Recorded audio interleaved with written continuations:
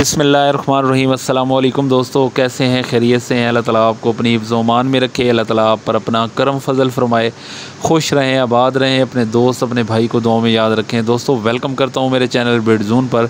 दोस्तों आज की वीडियो जो है वो तीतर के बच्चों के लिए है कि आप तीतर के बच्चों को गुड़ या शीरे का पानी दे सकते हैं या नहीं दे सकते।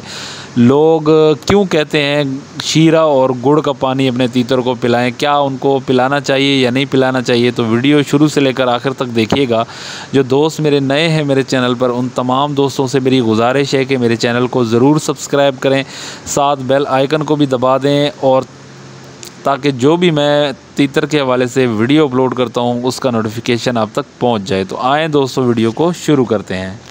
दोस्तों काफ़ी दोस्त मेरे जब भी तीतर के बच्चे उनके निकलते हैं तो वो मुझसे पूछते हैं कि क्या हम इनको गुड़ का पानी या शीरा दे सकते हैं, और काफ़ी दोस्त ये काम करते भी हैं।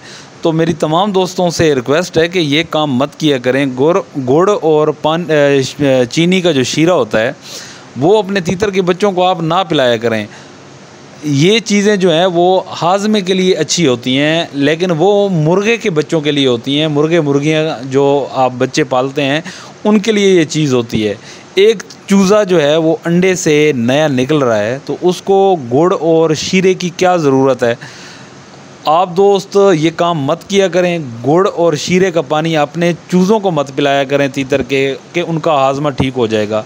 जब नए चूज़े निकलते हैं तो उनका हाजमा कैसे ख़राब होता है जो आप उनको गुड़ और पानी का शीरा दे देते हैं ताकि उनके अंदर की गंदगी निकल जाए।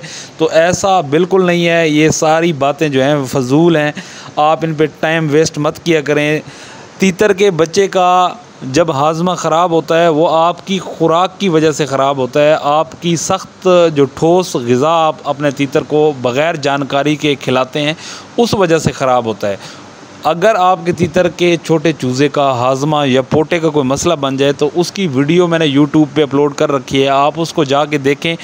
हज़ारों लोग उस चीज़ से फ़ायदा हासिल कर चुके हैं। तो इसी वजह से मैं आप तमाम दोस्तों को ये कहता रहता हूँ कि जब भी मैं कोई तीतर के हवाले से या उसकी बीमारी के हवाले से कोई वीडियो अपलोड करता हूँ तो आप मेहरबानी करके उस वीडियो को ज़्यादा से ज़्यादा शेयर किया करें ताकि मेरी बात जो है वो किसी शौकीन भाई तक पहुँच जाए।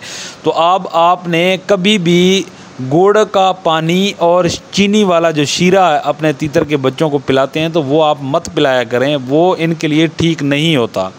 दोस्तों अगर शीरा और गुड़ का पानी तीतर के बच्चों के लिए मुफीद होता तो उसके हवाले से मैं वीडियो ज़रूर अपलोड करता और अपने तीतर के बच्चों को भी मैं ज़रूर पिलाता और वीडियो भी साथ बनाता।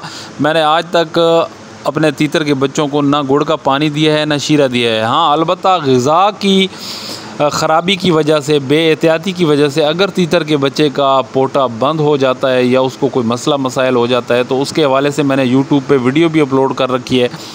कालिक ड्राप आप अपने तीतर के बच्चों को पिलाएं तो इंशाल्लाह बिल्कुल ठीक हो जाएंगे। अगर कालिक ड्राप आपके इलाके में नहीं मिलता तो सेब का सिरका पानी में 1-2 कतरे मिलाकर वो पिला दें, इंशाल्लाह आपके तीतर के बच्चे का पोटा बिल्कुल साफ़ हो जाएगा। और ये जो हाजमे वाली बात है, तीतर के बच्चों को जो फ़र्स्ट टाइम ये लोग शीरा और गुड़ का पानी पिलाते हैं, तो ये मैं उन तमाम दोस्तों से और तमाम शौकीनों से रिक्वेस्ट करूँगा कि ये काम मत किया करें, ये फ़ायदेमंद चीज़ नहीं है। और आपको लगता है कि मैं गलत कह रहा हूँ तो फिर आप अपनी मर्ज़ी करें।